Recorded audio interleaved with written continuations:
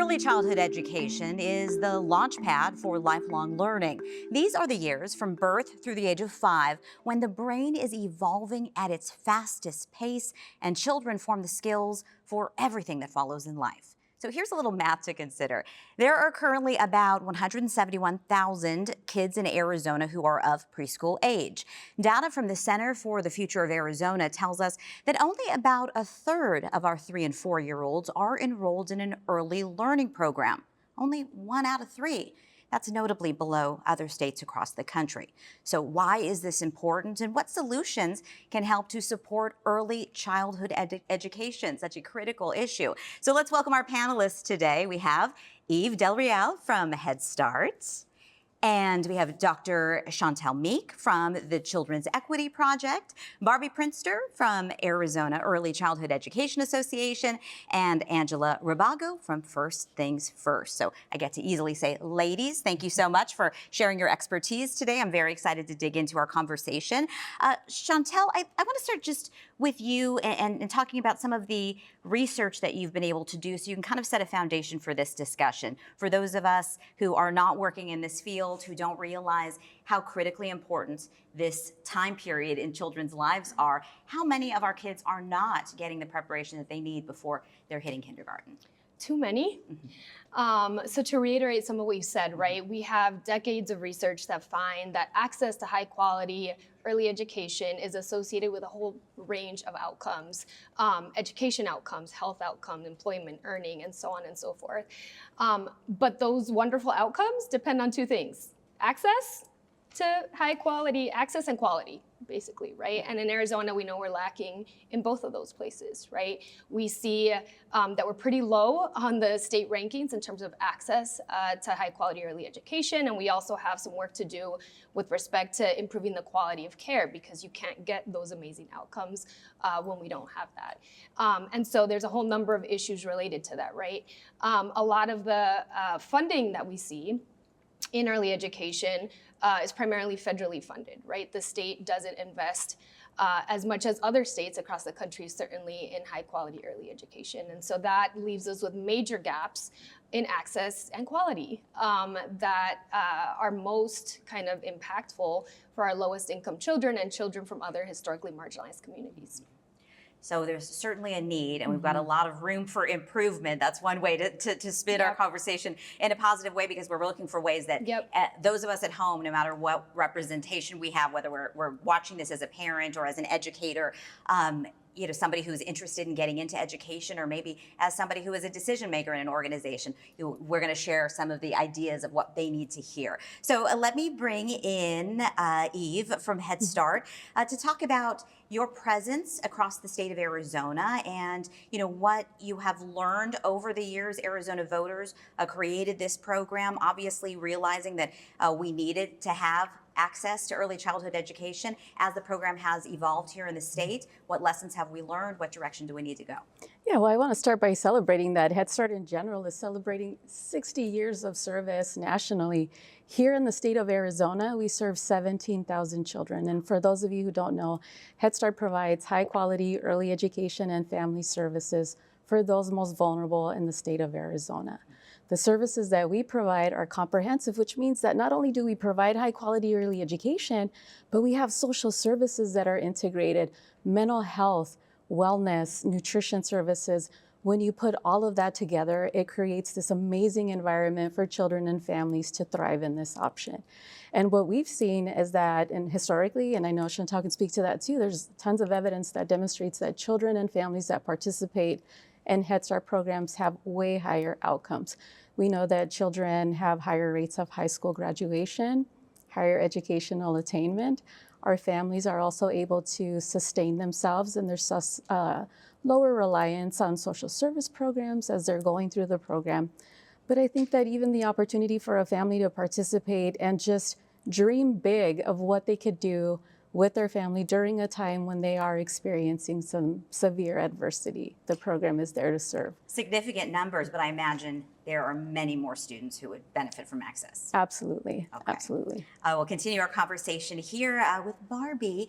Barbie, You just got home from an important trip, so tell us a little bit about your advocacy and what you were wanting our elected representatives to know about the state of education and early childhood education and development here. Yeah, I just got back from Washington, D.C. yesterday.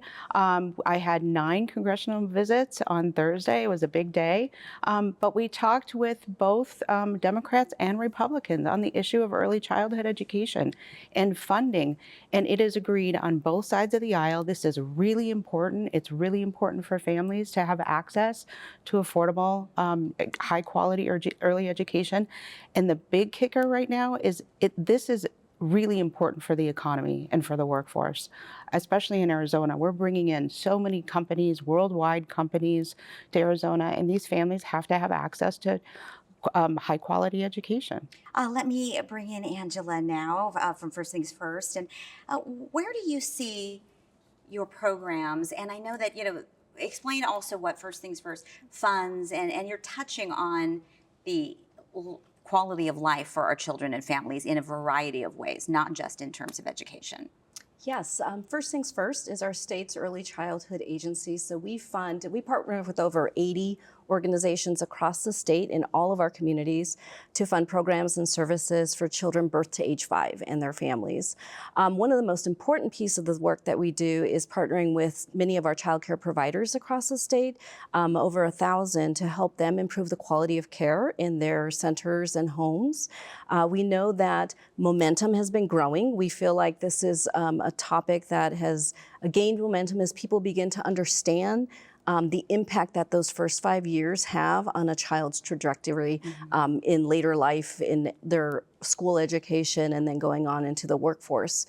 We know, as you mentioned, that brain growth is amazing during these first 5 years. About 90% of brain growth happens in those first 5 years.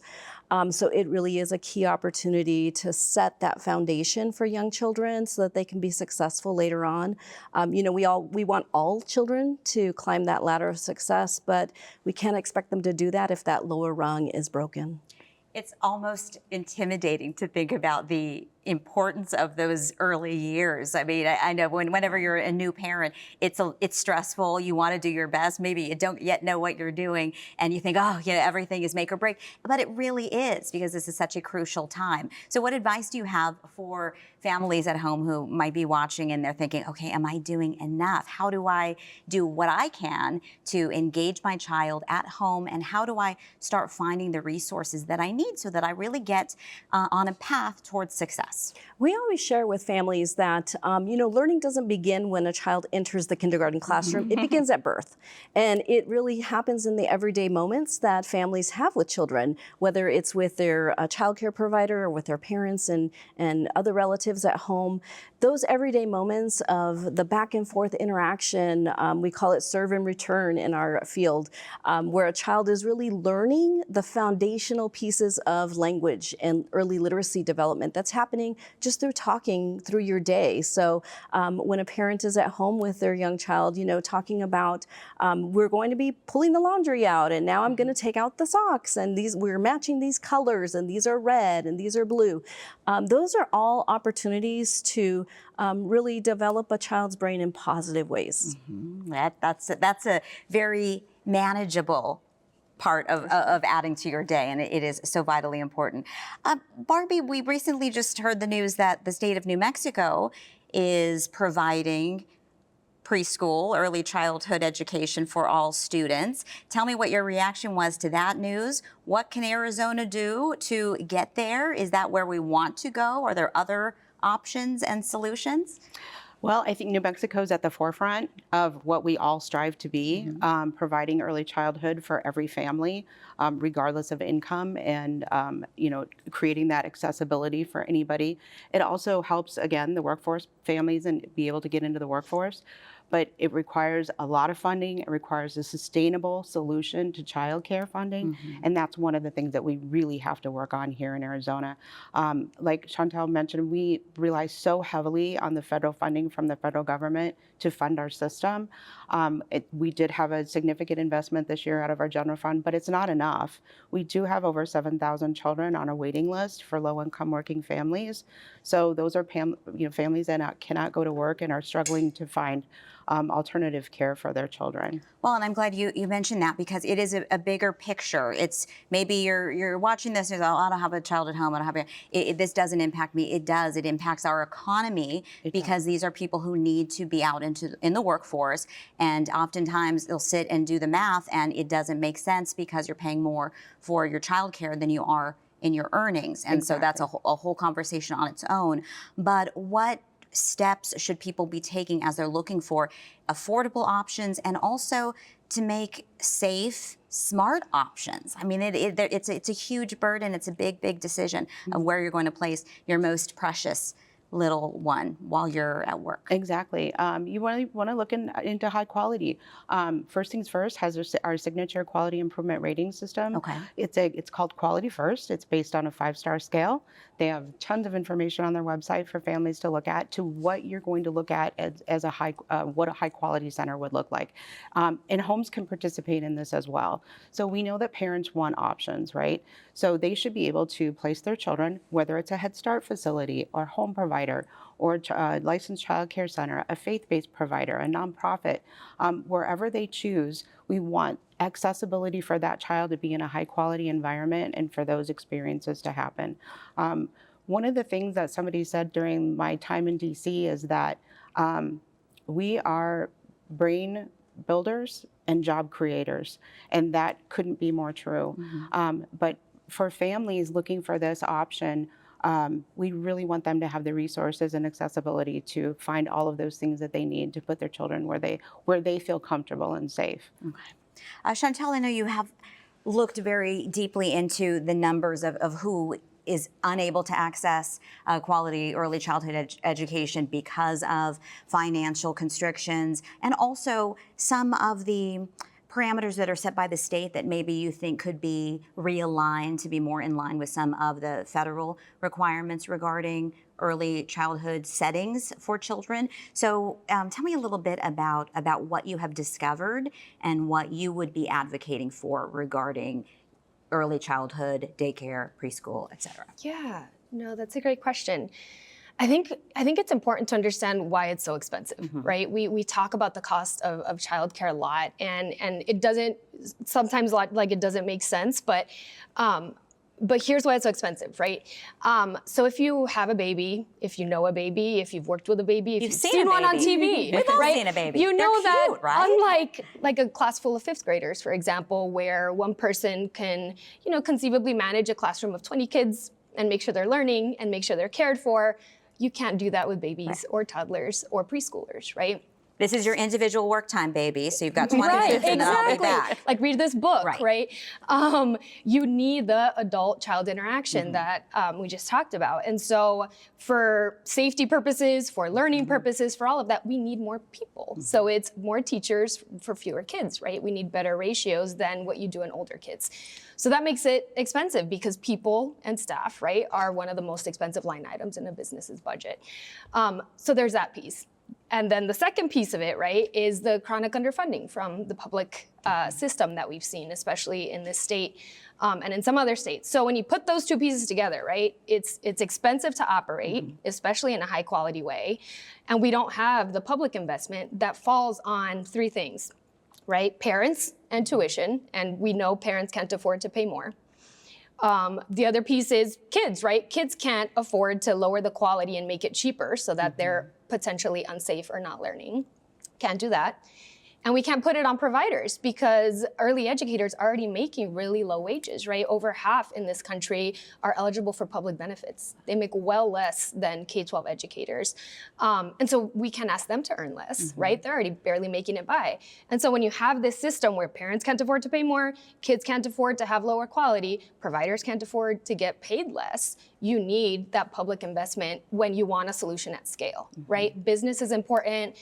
All of the community is important, but at scale, we need that public investment in order to make those solutions. And so when we think about the kids who don't have access, right, Head Start is an incredible program. It has a really long track record, really amazing outcomes, but here in the state, fewer than 30% of kids have access in poverty. Kids in poverty, this is not even all kids.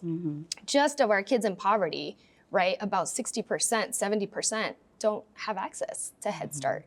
We know that 16 other states in the nation invest in Head Start, so they build on that federal investment with state dollars to expand access to their kids in poverty.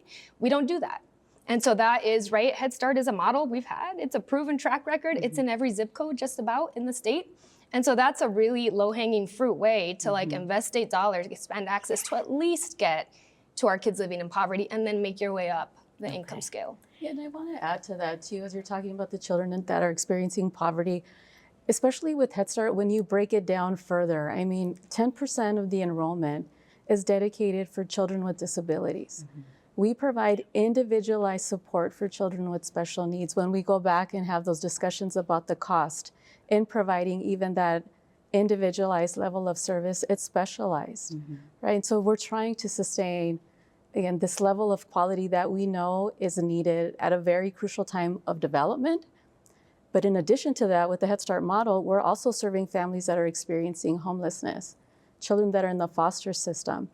All of that requires a unique approach to ensure that this individualized delivery is leading to this phenomenal outcome, that despite the adversity that they may be experiencing, you can still succeed. And I think that's where that cost comes, but we want that for everybody. It's a model that everyone should have an opportunity to engage in. And I think it can probably be surprising for people to hear what some of our children in our own community go through, right? And the obstacles that they have to overcome to just be nearing an even playing field when they get into their education system later. And so what are some of the impacts that you see long term? I know there's been a lot of research on the impact of Head Start in terms of who these young children will become, whether it's how they're able to stay in school later on or, become contributing members of our society, or what happens when they don't have this access in this early time period? I mean, because they do have the access, they achieve all those things. And I think that's part of the concern that we collectively have, is that if children do not, or the family have access to this resource, these cycles of poverty or adversity continue. And this is definitely a conduit that can help break that cycle of poverty, but then it can also advance achievement. Because now the child has been exposed, and so has the family, to multiple resources that we know that lead to wellness and stability and socioeconomic self-reliance, because the family has opportunities to connect to workforce development. And what that does generationally, we know is phenomenal. We see that in the research. And I think for us as a collective, the opportunity for the family and the child to both participate in higher educational attainment is one that has huge economic benefit at a state level, because that civic engagement is now elevated. And we also know that both children and families also have this opportunity to engage at a capacity where they're keeping our community safe. We know that those children are less likely to have issues with law enforcement or within the criminal justice system. So when you put all of those things together, those are elements that save the state money, that we could redirect those resources to continue enhancing what we're already providing, and maybe even through the K through 12. There should be enough for everybody. Yes. If I can build on absolutely. that, when we, for many years in the education field, we've talked about an achievement gap, that many children who face challenges, they have lower levels of achievement and on school testing, all of the measures that we use in the K-12 system. But what we found is that achievement gap is actually often a readiness gap, that those children come into kindergarten classroom well behind their peers, and they are playing catch up for all those years of education. And oftentimes they are unable to catch up. So like Eve was saying, if we can really invest in those early years, in those first 5 years that are foundational, we will have decreased costs later on. We've seen decreases in the need for special education because those children with developmental delays are identified early on and receive the supports when it is least costly to provide them, which is in the early years. We have higher rates of third grade reading levels. So we see that for children who have developed those vocabulary foundational vocabulary skills early on. And then high school graduation rates also skyrocket for children who have been in high quality education. The numbers are there. I mean, we just have to read this map and figure out how to get on it. For those who are able to seek out a child care center, preschool program that they want, give us some insight, Barbie, into what people should be looking for? What have we learned maybe, over the last few decades that make things different? I mean, do you just think of them as, oh, just playing? What are we learning is so important. And if you have access to and the option to select a spot for your child, what are you looking for that makes one stand out? Yeah, I think, years ago we used to just say daycare. Right. And we have steadily moved away from that and are evolved into early education or early childhood education. From, taking care of a 6-week-old to a pre-K child, you're looking, like Shantel talked about, ratios. What are the teacher to child ratios in the classroom? We have state ratios that our licensing Department of Health Services has. You can do better than that and have lower ratios. Again, it costs more money, so that's a factor that you have to think about. What type of curriculum are they using? The back and forth, the professional development programs, involvement in a quality improvement rating system, the Quality First program that we have. Are you nationally accredited by maybe NACE or NAC? All of those things are requiring you to do a bit more, or sometimes a lot more, than what our basic baseline licensing regulations are that parents can look for, which will really make a difference. That back and forth talking with children. I'm not just saying, hey, the apple is red. We're saying, you know what? There's seeds in this apple. Let's see if we can, plant them. Let's read a book about apples. What nutrients are in apples? So it's extending those conversations along the line. And as a parent, going through and touring and finding the best fit for you. Not every child is made to be in a large, in a center with a large classroom. Maybe they should be in a smaller home provider that's licensed, or maybe it's a family friend and neighbor care, or maybe it's a faith-based program. But what type of setting is going to be the best fit for you and your child? For those who have raised children, you remember the moments of drop off at the beginning, and there's crying and there's tears. The adults are crying, the kids are crying. It's very stressful, and you're second guessing every decision you've ever made in your life leading up to the point. So once the nerves settle and you get into a routine, what are we looking for in terms of noticeable change with the littles when they're coming home and you can say to yourself, okay, I feel confident with the decision. I feel confident that we're on a track to be ready for kindergarten and that we are safe and happy and doing all right. Right. A lot of providers provide parent-teacher conferences, for a 2-year-old. I think that's amazing. Is my child a genius? No, ma'am. Everything other than that is going just great. Right. They're coming, you're picking them up and they're happy. Sometimes they're even angry. They don't want to go home because they want to be with their friends and their teachers. And having, you're going to know how well your child is, adjusting, and it might take some time, but really they're being loved on, they're being cared for by these incredible providers. They're singing songs that they have. They're giving you some little bit tidbits of things that they've learned in class. There are now software systems out there where parents are getting daily notices and pictures on their phones through apps of their child participating in an art project or a science project all throughout the day to keep you updated on what's happening. So there's really great things that are happening out in the communities.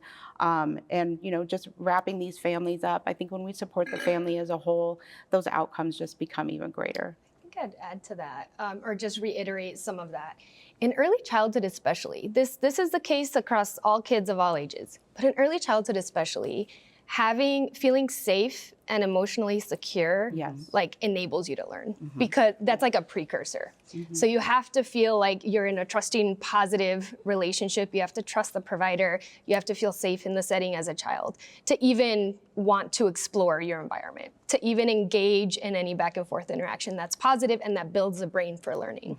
So that, I feel like that is really foundational, and it's not something that's just natural, right? We need training for that, especially when you have 4 or 5 kids, right? Not just your own baby, but like a number of kids where we have to facilitate this safe, emotionally safe, regulated environment where you're building a relationship so the child trusts you, so they know you. So, Barbie said loving on you. That's true. Like they have to feel like they are loved and supported. And then that opens up the door for learning, for exploration. Like, okay, I feel safe. I'm gonna go over here and explore these blocks or explore this book or whatever.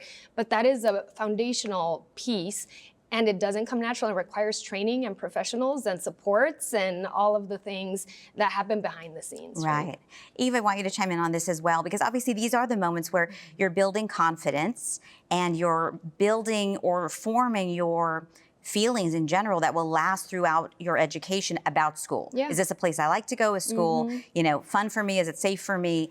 There are also other issues that will get in the way of someone's learning. I mean, if you think about a child who is hungry, who is not sleeping in the same bed every night or a bed at all, they're tired, there are all of these other factors that can get in the way and ultimately requiring an even more experienced, well-trained educator and caregiver in those moments to identify truly what a child needs.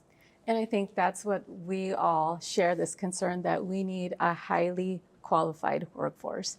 The investments in early childhood are going to support this workforce because, I mean, just with Head Start alone, we know that we need a qualified workforce because of the higher needs that some of our children have. All of the things that you just mentioned. And I mean, fortunately for Head Start families, I mean, SNAP recipients are categorically eligible. We're prepared. But for other providers who don't have the additional funding to do that, then the learning suffers because these providers are trying to manage these other needs. And again, we have to ensure that our workforce is prepared because we just never know what families are going through in general. So for those programs that are not funded by the state or federal dollars, how do we get there? How do we make sure that these very important nurturers and educators are able to identify and address in the moment? Well, I think it starts with when we look at how we value our childcare providers and professionals who are working with young children. I think for a long time we have not placed the same amount of value on the work that they're doing. As Barbie said, they are literally building brains every day in the work that they do. While they are feeding infants, while they are changing babies, they are actually doing the work that helps to build those brains. So can we start with valuing the work that they do and appreciating that? I think that we as a community can put some focus there. The other piece is the public investment that really is needed to ensure that they are not leaving this important work for other jobs that pay more. Oftentimes, childcare providers have such a hard time recruiting and retaining workers just because they can go down the street to a retail location, to a restaurant, and make more money, often in less stressful environments. So we have to look at what is our public investment and how are we valuing our children in these early years. Also, I think investing in professional development for our workforce around childhood trauma and those experiences is really, really important. You know, we don't have masters in social work to, you know, deal with sometimes the behaviors that we're seeing. And again, those behaviors are a result of what's happening in that family. So how do we not only support the child, but offer resources to families as well to help them. For so many issues and making sure that they're hitting the benchmarks that they need along the way and getting any interventions that they need. We are going to bring in an audience question now. So I have Mitra standing by. Hello. Hi, I'm Mitra Kazi. I'm a governing board member with the Madison Elementary School District. And I'm curious, what can we learn from the different early childhood education models across our state that could guide Arizona's approach, especially in terms of preparing our K-12 students? We don't have to reinvent the wheel. There's been a model that was established, what'd you say, 60 years ago? It's 60. 60, right? That has lots of research behind it, right? And we've been talking a lot on the emphasis on kids with higher needs, right? Kids living in poverty, kids in child welfare, kids experiencing homelessness. But the actual classroom quality indicators of Head Start are applicable to all kids, right? Head Start standards have better ratios than, for example, state licensing standards. Training for the teachers is embedded within the model. There is funding embedded for that. There is funding embedded for screenings, right? And screening, like hearing and vision screening, that's not an income thing, right? That's something that we want for all of our kids. And then the specialization, right? So like identifying and individualizing, right, based on what kids' needs, right, is applicable across. So I would say the Head Start model. Ladies, this has been a fantastic conversation, and I just really appreciate the work that you do on a daily basis and your insight. So thank you so much to Eve, Shantel, Barbie, and Angela.